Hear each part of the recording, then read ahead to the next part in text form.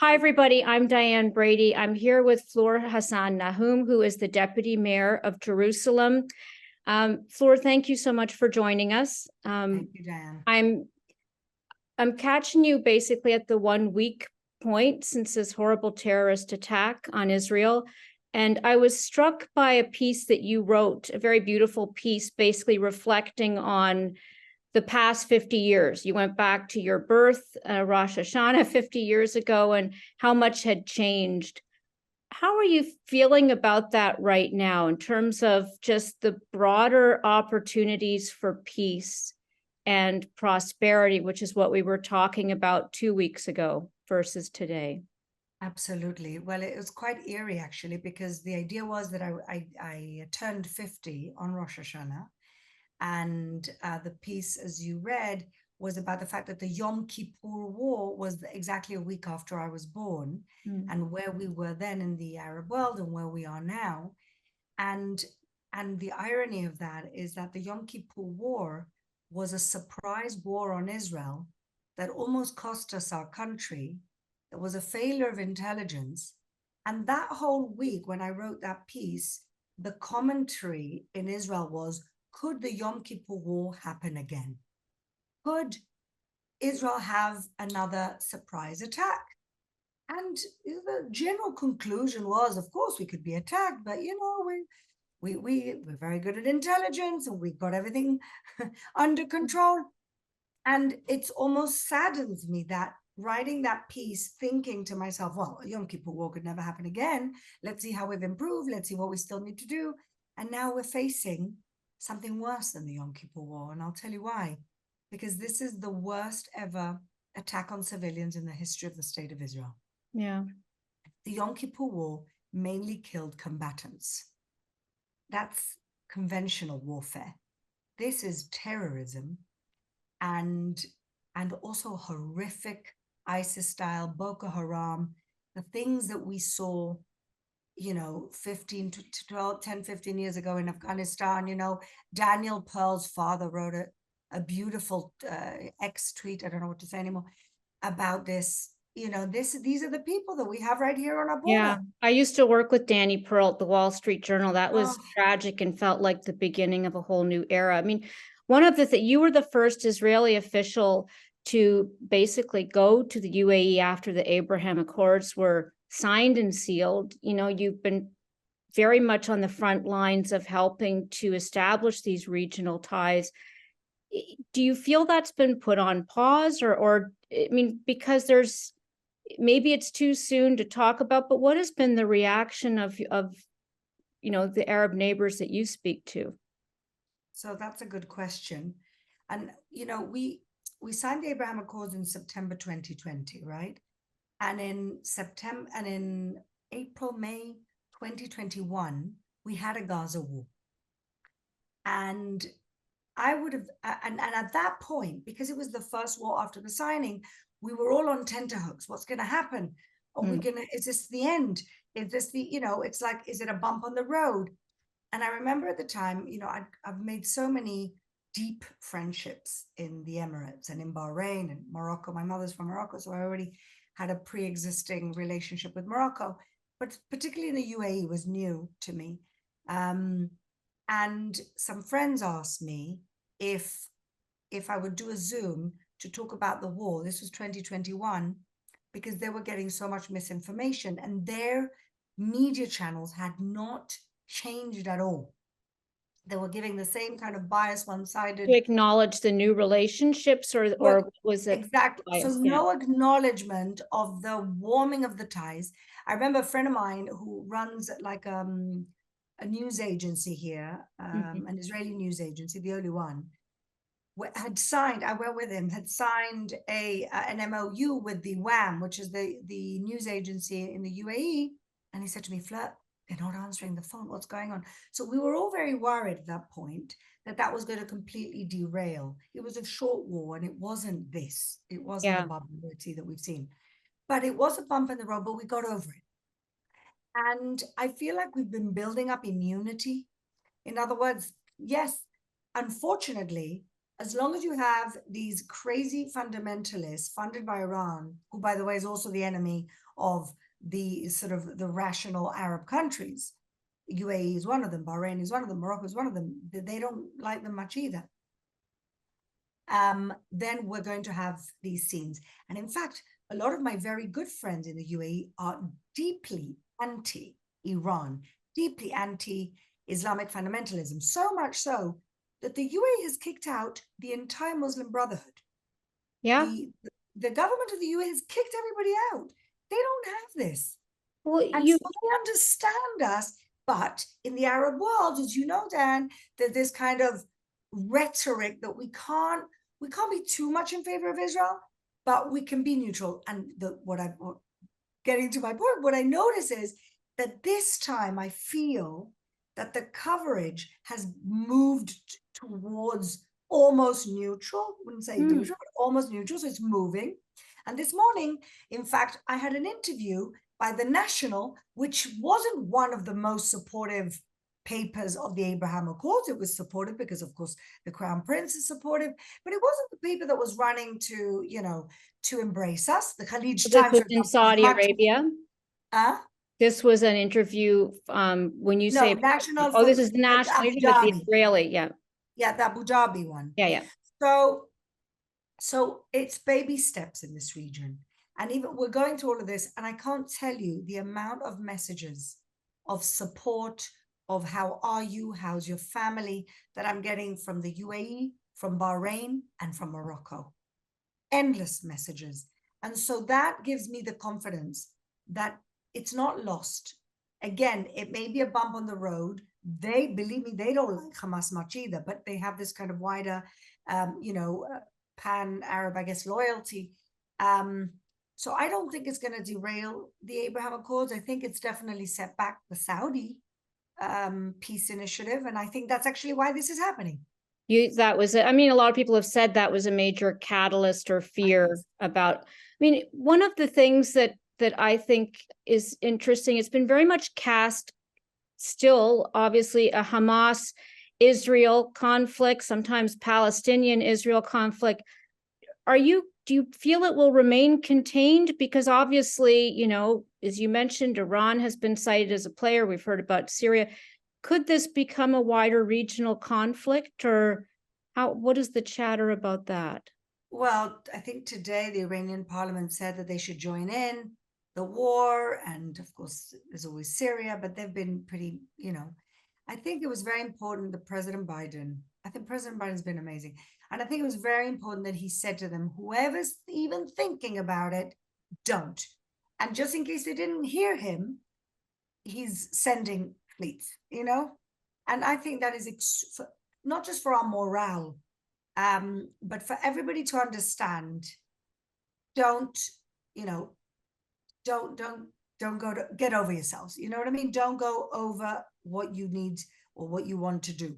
And I think that, they sent now Hamas this afternoon, just sent a rocket to the north from Gaza, which never really happens. Hezbollah's been making noise all week. But I think, I heard a friend of mine who's a journalist say, Hezbollah wants us to talk about the fact that they may start a war with us, but they're not really going to start a war with us. They want to prick us, but they don't really want to. But who knows? Some of these people are not rational actors. So we're at the mercy of crazy genocidal fundamentalists. I would be remiss, you mentioned Hezbollah, without, of course, mentioning the comments that Donald Trump, who I know has certainly been regarded as a strong supporter of Israel, made earlier this week.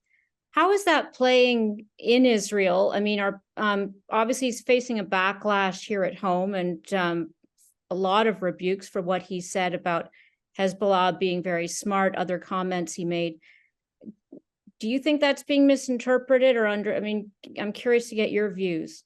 Well, it's a shame that he's taken this route, because he's really ruining his legacy as the guy who started the Abraham Accords. You got to give him the credit for that. Yeah. What's he do? I don't understand what he has to gain from this rhetoric, but Trump has always been unfiltered. Yes. So I'm just grateful that President Biden has, expressed his unequivocal support. Blinken has been here. He met with the victims. He's met with the families of the hostages. One of my friends, unfortunately, Hassan, is a hostage. They're American. They're American citizens. And Blinken met with them. And I'm praying, Diane, praying that we somehow get the hostages out, make a deal, whatever deal is needed. We need to get those 150 innocent people who, the women, the reports we're getting of serial rape of the women, it's just, and the kids in cages. Well, and the horrific pictures that came out from Prime Minister Netanyahu's office, I mean, was that necessary to really sort of as a reminder to people? I mean, again, I don't know, you're not him, of course, and I don't know if you were part of that decision, but why was that important right now? I think it's an anticipation. The Palestinians have built for themselves a very impressive PR machine that's got even the smartest people fooled. And we've even seen, scenes that they've kind of curated, like people on a stretcher, and then they just roll over and get up and walk away. Not to say that there aren't casualties, real casualties and civilian casualties. And believe me, there's not one mother in Israel that wants to see any child, whether Palestinian or Israeli, hurt. That's not our MO. We don't want to see innocent civilians. They come to get our innocent civilians. We do everything to avoid. We go door to door, endangering our young men, our soldiers, so that we don't flatten a building and kill innocent civilians. That's who we are, and that's who they are. You're also deputy mayor. Go ahead. I'm sorry. I was just going to say that to the Netanyahu question, I think people didn't really, because we're sensitive about our images, because we believe in the dignity of victims and the dead, I think it was important to show people the carnage, people to understand the scale, because the scenes and the stories, and I don't like to exaggerate about the Holocaust. No, it's I'm horrific. not one of those people who brings the Holocaust into everything. I'm really not. But they are, when you hear the stories of a child hiding in a closet for 14 hours whilst his parents were getting killed and he was mum because he knew that was his life at stake. These are Holocaust stories. Yeah. And the kids in a concert being shot in the back.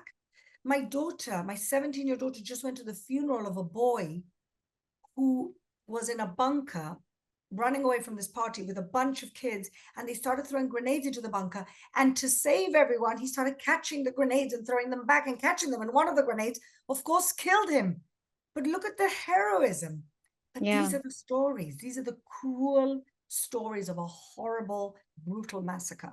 And I think that Netanyahu was trying to show the world, these are the people that you want us to make peace with. These are the people you want us to sit and negotiate with, or these are the people you want us to leave alone and not dismantle their infrastructure. These are the monsters.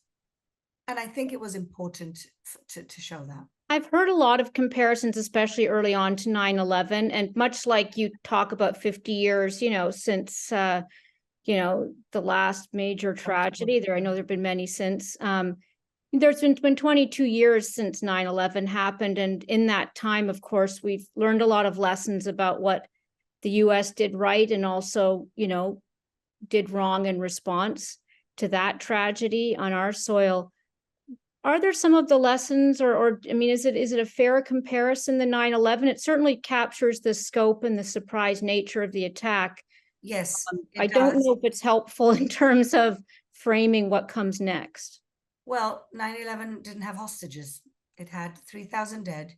And if we compare the dead that we've had in American proportional numbers, it would have been 26,000 dead. Sure, of course. Somebody did the math. And there were no hostages. So this wound is still very much bleeding for us right now because of the hostages. And because that complicates the attack, the retaliation, the dismantlement of that regime was not just holding our people hostage, it's holding half of their people hostage. Half the people support them and half the people don't. They're miserable. And I feel for those people. You think that it doesn't hurt us to see images of innocent civilians getting affected in war? It's We, hard to we didn't extricate, ask for isn't it? this. I Hmm? mean, Hamas is so, I think some of the questions have been, does the absolute destruction of Hamas, what does that mean for Gaza, given how difficult it's been to really target the terrorist communities there? I mean, you are the deputy mayor of a holy city that has, I believe, 40% 40%? Arab Israeli population. What has been your message to them? Because I'm sure there must be some concerns as well as some empathy for the losses in that community too. Well, yes, absolutely. And you know how many Palestinians, even very high-profile Palestinians, have come out with posts saying "not in my name." Many, more than I expected, actually. Hmm. Um, the Arabs in East Jerusalem, for the most part, are peace-loving people who just want to do a good day's work, go home, feed their families. We work together, we live together. Day after the attack, I went to the supermarket. My butcher is an Arab guy, lovely guy. I love him. It was not awkward between us because we both feel the same way. Who are these madmen who are doing this? He feels the same way as I do. Um, and so, for the most part, those are the Arabs in East Jerusalem. But we also know that we have some radicals in Hamas sleeper cells. There are certain neighborhoods, actually, that have a big Hamas presence. And we're worried about them. And so the mayor, first off the bat, he bolstered the patrols, police, security, especially in the neighborhoods on the seam between East and West Jerusalem. And so far, thank God. Well, last night actually there was a shooting at a police station, and a policeman got shot, and he's kind of he's very badly injured. So we pray that Was he gets. this by a Hamas? I mean, do you know who? Well, we didn't ask him for his affiliation card, but it's either Hamas or one of these crazy radicals.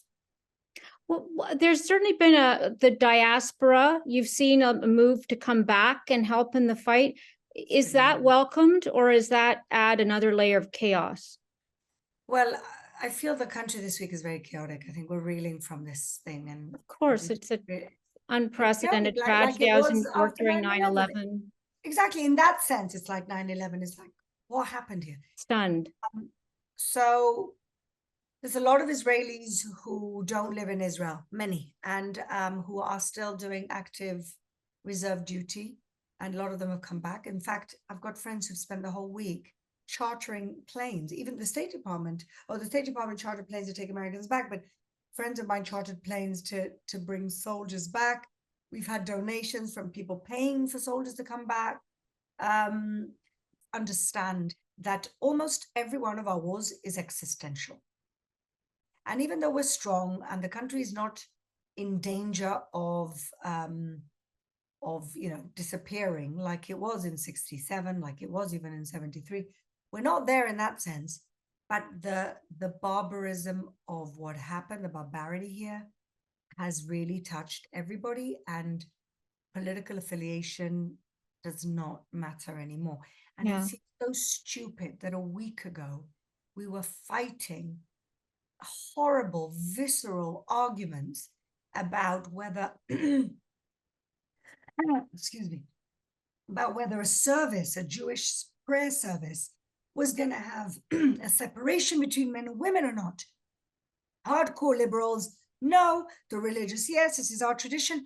This is what we were fighting about a week It ago. puts it all in perspective, doesn't it? Let me ask, what's on your radar? I mean, I'd love, obviously, this is a conversation that's continuing, and I appreciate your generosity in speaking to us. I know everybody wants some of your time. I do think, both in terms of the rhetoric that you're seeing, in the media, but also those wider geopolitical consequences at this point. What is on your radar, Fleur, that you would put on ours? Well, like I said at the beginning, Hamas is the representation of something that threatens the whole of the free world. We're the first stop on the tour. Iran has very expansionist ambitions. They say it. They say they want a caliphate in the entire planet. It's not, so I read something very smart that somebody said once, I can't remember who it was. When people keep telling you they want to kill you, you should actually believe them. And so I think that there's in America, in the Western world, there's this kind of like, first of all, it's far, right? So you don't think it's ever going to come to you, but it did come to you. It came right to the heart of you. And that hasn't gone away. And this is the same thing. It's another iteration of the what you had, the tragedy you had in 9/11. Ironically, I was at the 9/11 memorial. We have the largest 9/11 memorial with all the names outside of America here in Jerusalem. And I was sitting there with your ambassador at the 9/11 memorial. When was it? Less than a month ago. A month ago. Exactly a month ago. And so this is the same thing. And it came to you, and it came in that terrible way. But if Iran manages to, and this is why Saudi want a pact with the United States. They're right. We need protection, because ultimately this is going to come to you. So this region is kind of the stopping these crazy radicals. This is a civilizational war. People are constantly asking me, well, what about the innocent citizens of Gaza? And I really, as a mother, I've got 4 children. No, I speak for all the mothers in this country. There's not one mother who would celebrate the death of a Palestinian child the way that the other side does. But put that aside for a second. I'm sure that when the Allies fought the Second World War and the British carpet bombed Dresden, that essentially turned the war around, I'm sure there were a lot of innocent Germans who also died. And interesting. The battle. Go ahead. What I'm saying is that it might sound hyperbolic, but this, to me anyway, is definitely a civilizational clash. And we all know what side you and I are on. And we all know what side Iran and Syria and Qatar to an extent, and Hamas and Hezbollah and Boko Haram and ISIS and the extremists in Afghanistan and what they're doing there. We all know what side they're on. And so this is bigger than us. And so you have to bear with us until we actually get the job done, and not start pressurizing Israel to stop and leave the job halfway, because it's going to come back. I know it's hard to predict. You've said in the past it will be a long conflict. Are you feeling any differently about that now from a week ago? Probably 6 days ago after the attack. It does appear from here that Israel is making significant inroads into Gaza. I don't know if that means success, frankly. I don't even know what success looks like at this point, to be honest. No winners here. But we need to uproot the terrorist infrastructure. Yeah. We need to uproot the terrorist infrastructure. Yeah. And I pray, and a lot of this is brought on, I'll tell you, by the terrible education system that the whole world has funded. The Palestinians, and I'll say this generally, the Palestinians, the world has taken all agency away from the Palestinians by treating them like they shouldn't be accountable for themselves or responsible for themselves. It's been 75 years.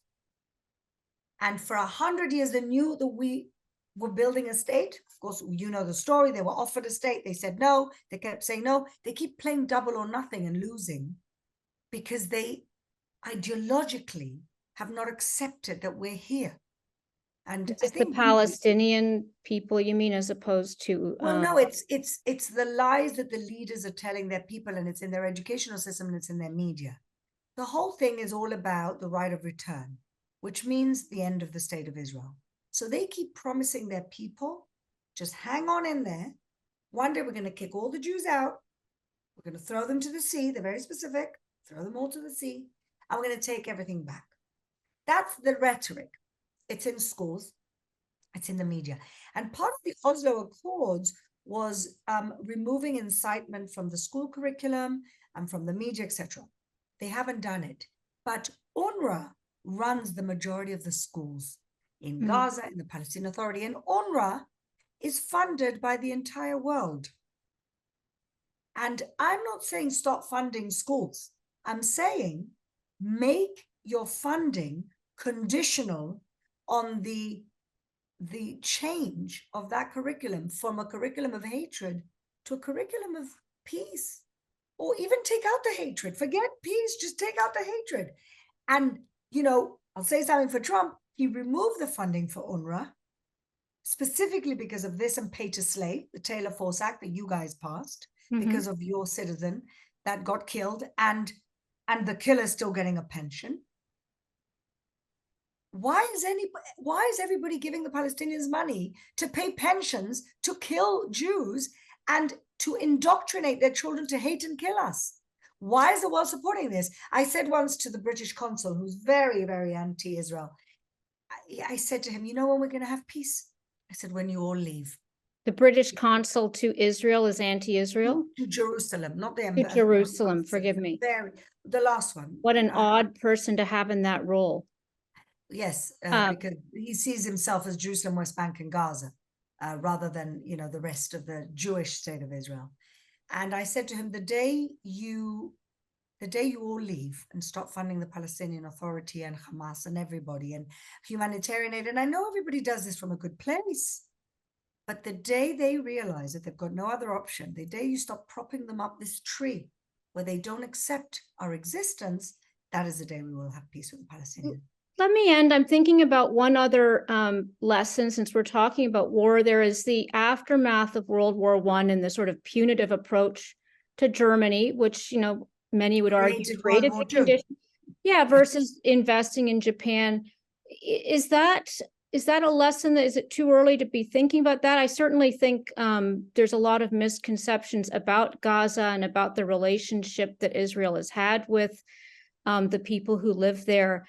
Again, I don't want to start, you know, predicting too much. You're in the middle of this devastating conflict, and our hearts go out to everybody involved. But anything else that you would think about in terms of conditions for what comes next? Well, let me end with sort of some hope. I know a lot of young Palestinian peace activists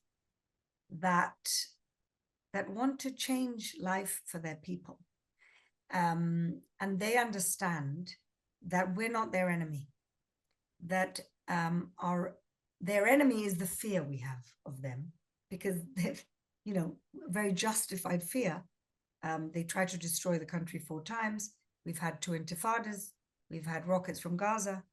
They have to, first of all, these young peace activists that I know and business people, who I bring into my Abraham Accords work, by the way, because I think they're an important component. These people have accepted that Israel's not going anywhere. And therefore, the only thing that's left to do is to find a peaceful resolution, how we can work together and how we can be the best neighbors. We could be a superpower together. They've figured it out. Unfortunately, they are the young generation, the ones who've had, I don't know what to call it, enlightened moments, or they've met somebody who's changed their lives, or read Gandhi or something. These are the guys and the women that I speak to. And so there is hope that there can be a new generation. But I think we have to take a much more holistic approach to the Palestinian problem and not keep kind of putting a Band-Aid on the wound, and really clearing it out and try and nurture the leaders that can bring a new era of prosperity and peace to their people. They're miserable and they deserve better leaders. I've met some of those leaders. I just pray that they get the political standing, the political jobs, the political popularity to be able to lead their people to a new era. Well, Fleur, I know you have been on the front lines of trying to, an architect for that era of prosperity, stability, peace. I hope that we return to that. And obviously, this is an ongoing conversation. I really appreciate you joining us. And again, our hearts go out to the people of Israel and everybody involved. Thank you so much, Diane. Thank you. Thank you.